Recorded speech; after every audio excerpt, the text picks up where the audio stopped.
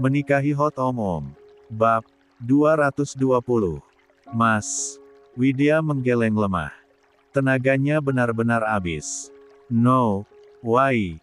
Makasih, udah temenin Widya sejauh ini untuk lahirin anak-anak.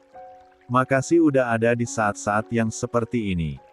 Tapi, nggak seharusnya kita sejauh ini, Mas. Widya berusaha mengatur napasnya. Dadanya terasa sangat sesak. Terasa dihimpit dan terbakar. Tapi nggak seharusnya seperti ini, Mas. Ada hati yang seharusnya Mas jaga. Mahesa terdiam. Widya pasti memikirkan perihal Jingga dan juga Sina yang dia pikir masih hidup. Tapi sungguh, ia memikirkan berulang-ulang kali untuk memberitahu Widya tentang kondisinya. Ia tidak ingin dianggap semakin bajingan karena meninggalkan Jingga sebab sudah tidak ada anak di antara mereka. Tapi, tidak bisa Widya terus salah paham tentang kondisinya saat ini. Sungguh, benarkah jika ia memberitahu wanita ini? Tidak ada yang harus Mas jaga selain kamu dan anak-anak kita, Bun. Saya dan Jingga. Terdengar suara teriakan keras dari tengah perut Widya. Bayi pertama mereka telah dilahirkan. Anak pertama laki-laki, ya Dokter Mahesa, Bu Widya. Dokter mengangkat bayi mungil itu untuk sesaat untuk diperlihatkan pada Widya dan Mahesa. Rasa haru langsung menyeruak. Mewidyaca bukan main. Makhluk mungil itu kemudian dibersihkan. Sekilas dan diberi selimut untuk kemudian diperiksa oleh dokter anak yang juga berada di ruang operasi itu. Oke, clear. Kasih sama ayahnya. Bayi itu tidak lama pindah dalam gendongan Mahesa. Lelaki itu sungguh langsung meneteskan air matanya. Mengecup anaknya dengan penuh haru. Assalamualaikum jagoan papa. Tidak lama kemudian terdengar suara tangisan bayi kedua. Mahesa melantunkan azan di telinga kanan putra pertamanya. Lalu beri komah di telinga kiri bayi mungil tersebut. Demi apapun, putranya itu benar-benar menggemaskan. Begitu kecil dalam pelukannya. Lemah tidak berdaya. Betapa agungnya Tuhan. Memberikannya dua putra dalam satu waktu dari wanita penuh luka. Sialnya, akan selalu ada dirinya yang menjadi bagian luka untuk ibu dari tiga keajaiban ini. Andai ia mampu menghapus bagian menyakitkan itu, maka akan ia lakukan agar wanita yang tengah berjuang melahirkan anak-anaknya tersebut tidak perlu memiliki kenangan buruk. Wajah tampan lelaki berusia 30-an itu masih diliputi rasa haru. Mata elangnya bahkan masih berkaca-kaca. Seolah masih tidak percaya saat ini tangannya menggendong anaknya sendiri. Rasa bersalah bahkan terus saja mewidyacah. Masa kehamilan yang tidak pernah didampinginya itu kini berbuah manis. Entah bagaimana mantan istrinya itu bisa melewatinya. Hamil kembar tidak akan pernah mudah. Ada saja yang akan menjadi keluhan. Tapi ibu dari anak-anaknya ini. Ia yakin jika perempuan itu hidup bersamanya pun, pasti akan menyimpan kesusahannya sendiri dan mengatakan kalau dirinya baik-baik saja. Sayang papa, nak. Sayang papa, iya. Maafin papa nggak bisa jagain Nata selama ini. Janji papa nggak akan tinggalin Nata. Nata juga ya. Jangan jauh-jauh dari papa. Entah berapa kali Mahesa menyimpan kecupannya di wajah sang putra, perasaan yang sangat berbahagian itu mendorongnya untuk melakukannya lagi dan lagi. Dan dari tempatnya, Widya memperhatikan Mahesa yang sedang menimang anaknya. Pancaran bahagian itu terlihat jelas dari gurat wajahnya. Senyuman menawan itu bahkan tidak luput ia perhatikan dari parasnya yang tampan. Demi apapun, lelaki bersuami itu, benar-benar membuatnya frustasi. Untung saja jiwanya mau diajak berbesar hati. Ya, walau ia melakukannya sampai setengah mati. Merasa diperhatikan, Mahesa yang kini berdiri di dekat boks bayi menatap ke arah Widya. Ia melemparkan senyuman ke arah wanita itu, yang jelas wanita itu langsung membalasnya dengan senyuman yang sama.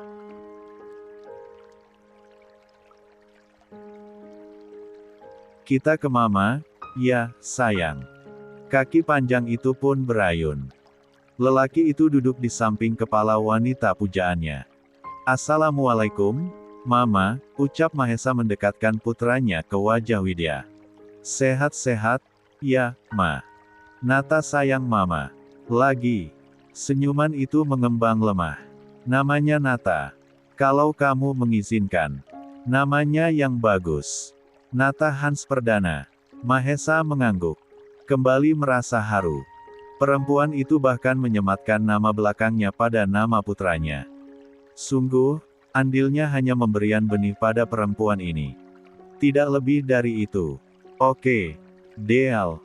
Widya dan Mahesa sama-sama mengulas senyum mereka. Dan sekali lagi, bibir lelaki itu memberikan kecupan di kening perempuan yang masih berjuang melahirkan anak-anaknya yang lain.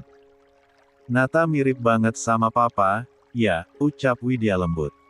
Perempuan yang masih terbaring di meja operasi itu menimang putranya sebisanya. Baru tadi papa sapa dalam perut mama, sekarang udah ketemu aja. Udah nggak sabar, dipeluk papa, ya, nak, ya. Untuk sesaat, mata Widya menelisik. Memperhatikan pelan-pelan. Widya nggak kebagian apa-apa deh kayaknya. Hidung sama bibirnya, Mas Mahesa banget. Parasnya juga, di foto-foto USG kemarin pun begitu. Padahal masih berharap kalau Jahir Widya kebagian apanya gitu. Hati Mahesa tergelitik. Lah bahkan bisa melihat fotokopi dirinya waktu bayi dalam diri Nata. Jelas Mama Indah sering menunjukkan foto kenangan masa lawasnya dulu. Mas yang dominan kalau kamu lupa. Widya menelan ludahnya lambat. Memorinya langsung teringat bagaimana lelaki itu menidurinya secara brutal saat itu. Jelas hadirnya anak-anaknya ini adalah karena hukuman yang sering didapatkannya ketika ia membangkang. Berusaha melarikan diri dan berusaha menyakiti dirinya sendiri saat itu. Ya, jelas dia tidak lupa. Lah diperkosa oleh suaminya sendiri. Setitik air matanya mengalir. Tapi buliran bening itu luput dari pandangan lelaki itu saat perawat memanggilnya. Dokter, anak kedua sama ketiganya udah selesai. Silahkan diazani sebelum kami bawa ke ruang bayi. Oh, oke. Barulah Mahesa menoleh ke arah Widya. Mas azani Niko sama Nina dulu. Widya mengangguk. Ia membiarkan lelaki itu mengambil peran sepenuhnya untuk anak-anaknya. Sungguh, ia selalu berpikir jika putra dan putrinya juga berhak mendapatkan kasih sayang yang sama dari ayah mereka. Mahesa pun sibuk dengan anak-anaknya. Menggendongnya satu persatu dan melantunkan azan dan iqomah bergantian. Menimangnya dan mengajak mereka bertiga mengobrol. Bersamaan dengan itu salah seorang perawat pengawas yang memperhatikan monitor Widya bersuara. Dokter. Saturasi Bu Widya turun. Dan saat itulah seketika Mahesa mengalihkan atensinya. Telinganya jelas mendengar yang dikatakan oleh perawat operasi tersebut. Spontan ia berikan bayi-bayinya yang belum sempat ia tunjukkan pada Widya itu pada perawat bayi. Berapa? 92%, dokter. Oksigen 2 ml. Siap, dok. Mahesa langsung duduk di sebelah Widya. Jantungnya langsung memompa keras saat melihat tarikan napas perempuan itu begitu dalam. Tenang, Bun. Jangan panik, anak-anak kita udah lahir semua. Kamu mau sapa mereka, kan? Widya mengangguk lemah. Rasanya semua tenaganya hilang tanpa sisa. Untuk sekedar membuka mata pun rasanya sangat berat. Widya hanya menatap Mahesa dalam diam. Air matanya kembali mengalir. Saat tarikan napasnya yang terdalam, Widya membuat bibirnya bicara.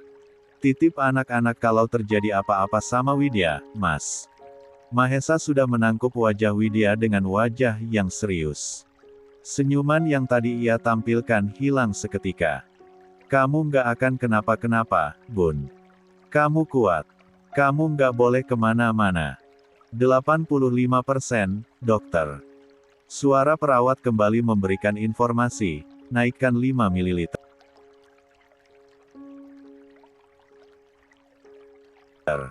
Masker reservoir.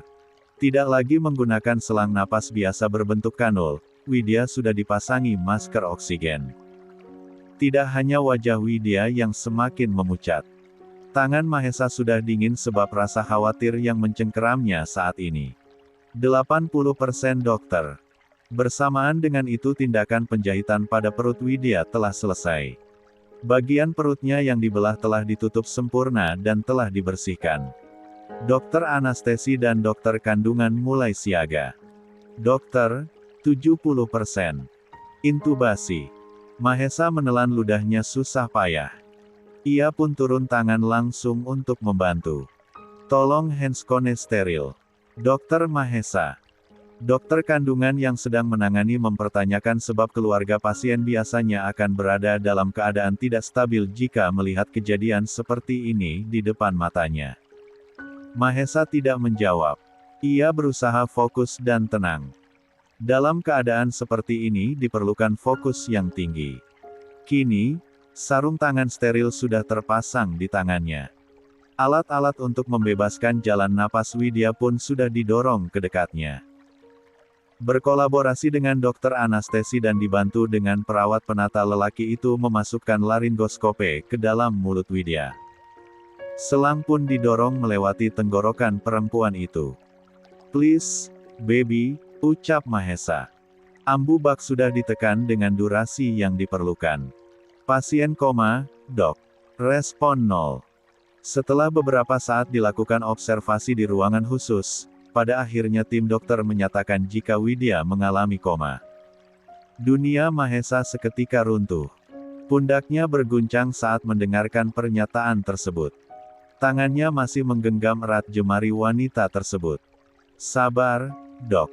Kita akan segera melakukan pemeriksaan lebih lanjut untuk mengetahui penyebab pasti.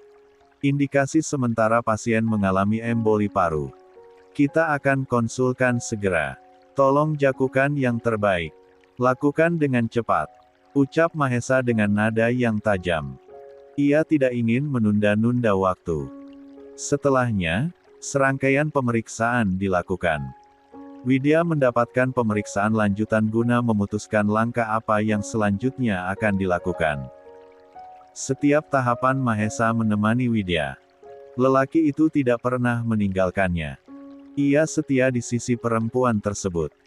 Hingga beberapa saat kemudian, dokter paru mendiagnosa penyebab pasti. Terdapat gambaran penyumbatan pada salah satu arteri pulmonalis.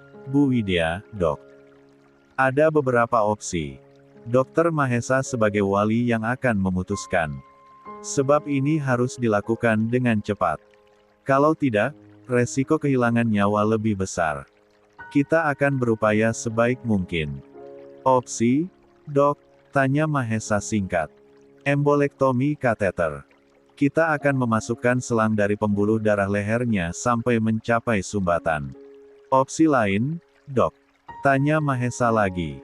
Saya rasa untuk saat ini itu yang terbaik, Dokter Mahesa. Pemberian koagulan memerlukan waktu. Jelas dokter. Mahesa juga tahu. Untuk situasi sekarang tidak mungkin. Pasien bisa mengalami gagal jantung atau mungkin komplikasi lain jika tidak cepat dilakukan. Mahesa berusaha fokus di antara rasa cemasnya. Oke. Lakukan, dok. Saya akan dampingi. Oke. Setelahnya, dokter paru yang merupakan sejawat Mahesa tersebut memberikan instruksi pada para perawat ruang operasi untuk segera mempersiapkan segalanya. Tidak lama kemudian Widya kembali dibawa ke kamar operasi untuk mendapatkan tindakan lanjutan. Demi apapun, ia melihat bagaimana alat-alat itu masuk ke dalam bagian leher Widya. Sejawat Mahesa tersebut melakukannya dengan cermat dan hati-hati. Untuk pertama kali dalam hidup Mahesa, ia merasakan bagaimana runtuhnya dunia. Walau ia berusaha membuat pikirannya fokus, tapi tetap saja guncangan itu menghantam relung jiwanya. Kaki yang ia upayakan kokoh itu nyatanya sempat berguncang hingga berdirinya pun limbung. Untung saja ada beberapa perawat lelaki yang berjaga di sekitarnya. Jelas itu dilakukan sebagai antisipasi. Resiko melihat anggota keluarga yang mendapatkan tindakan operasi pasti akan selalu menimbulkan rasa takut berlebihan.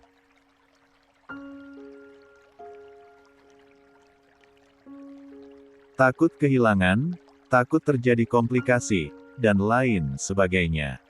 Dan 4 jam sudah operasi itu berlangsung. Keluarga Widya yang menunggu di luar sudah merasakan cemas yang begitu besar.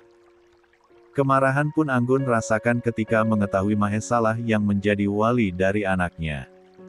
Bisa-bisanya kamu lakukan ini sama mama, Mas. Geram Anggun yang gelisan bukan main. Ia mengungkapkan perasaan kecewanya pada putra sulungnya Aksa. Mama itu percaya sama kamu tanpa ragu. Perempuan itu tadi mulai curiga saat bagaimana bisa operasi sesar berlangsung sangat lama. Juga saat diberitahu jika terjadi komplikasi dan sudah ada seseorang yang menjadi penjaminnya. Mas Mahesa lebih berkompeten dalam hal ini, Ma, ucap Aksa. Hal ini nggak akan terjadi kalau laki-laki tuh nggak dorong Widya. Jelas Aksa mencari kambing hitam. Kebenciannya pada sang ayah belum juga reda. Tentu saja ia tahu apa yang terjadi pada Widya sebelum ia datang sebab Mentari telah menceritakan semuanya. Kamu jangan mencari peralihan, Mas. Seru Anggun yang semakin kecewa melihat sikap Aksa. Kenapa kamu malah nyalahin orang lain terhadap kelancangan kamu? Harusnya kamu yang menjadi penanggung jawab adikmu, bukan pria bajingan itu. Kamu nggak akan pernah tahu kalau diam-diam dia punya rencana jahat. Aksa pun mengembuskan napasnya kasar. Jangan berpikiran picik, Ma. Mas Mahesa bukan pria seperti itu. Dia orang baik yang terjebak oleh permainan keluarganya, permainannya sendiri, dan juga permainan Widya. Jangan menyalahkan dia sepenuhnya. Dan kali ini Anggun yang berdecak kasar. Alah, kalian. Semua pria ujung-ujungnya sama saja. Menyalahkan perempuan atas ketidakmampuan kalian membaca situasi. Ya, adikmu sudah salah, Mas. Dia salah kenapa mau dinikahi oleh lelaki jahat seperti Mahesa. Tapi Mahesa juga menyelamatkan Widya dari predator seperti Mama dan Papa. Geram Aksa pada akhirnya. Jangan lupa sebelum seperti ini kalian berdua juga orang tua yang sangat buruk. Apa menghakimi adalah tugas Mama. Anggun menelan ludahnya pahit. Ucapan Aksa kontan menamparnya keras. Jangan hanya tahu atas kesalahan orang tanpa memandang sisi baiknya, Ma. Dimas juga selamat atas upaya Mas Mahesa, kan? Lagi, Anggun ditampar fakta. Bukannya bermaksud kurang ajar, tapi Aksa ingin membangunkan ibunya bahwa ada banyak kebaikan yang tersisip dalam diri mantan adik iparnya tersebut. Jangan pandang nominal yang sudah Mas Mahesa berikan dan dapat kalian ganti, Ma. Tapi lihat ketulusannya. Jangan kita menjadi manusia yang tidak tahu diri. Dek, Haris hanya bisa terdiam. Jelas ia adalah seseorang yang paling merasa bersalah atas kejadian ini. Ia tidak sengaja mendorong putrinya hingga harus mengalami kejadian seperti ini. Lagi pula, apa yang bisa Mama lakukan di dalam sana jika memang bisa mendampingi Widya? Sedangkan Mas Mahesa masih bisa berupaya. Mentari yang melihat kakaknya sudah di luar kendali pun meremas dengan kakaknya tersebut. Mas, udah, please. Mama bisa makin sedih dengan Mas ngomong kayak gini. Cukup, Mas. Bukan waktunya untuk berdebat. Pada akhirnya Aksa mendengarkan Mentari. Ia menutup mulutnya dan tidak berbicara apa-apa lagi. Sedangkan Anggun, air mata mulai menetes membasahi pipinya. Kamu benar, Aksa. Mama memang seseorang yang gak tahu diri.